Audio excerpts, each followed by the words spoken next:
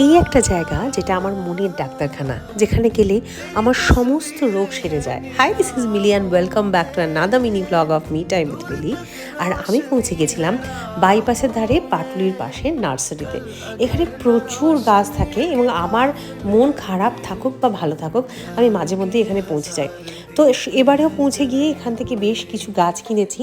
দেখো তো এই গাছটা তোমরা জানো কি না, এটা আমার দারুণ লাগলো, বলে খুব ভালো যদি নিয়ে যাও।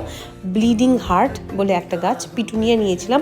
তার সাথে এই গোলাপ ফুল গাছটা আমার এত ভালো লেগেছিল কালারটা। এই গোলাপ ফুল গাছও নিয়েছি, একটা গন্ধরাজ লেবু গাছ নিয়েছি, তার সাথে নিয়েছিলাম জুঁই ফুল গাছ, সাথে ছিল জিনিয়া গাছও।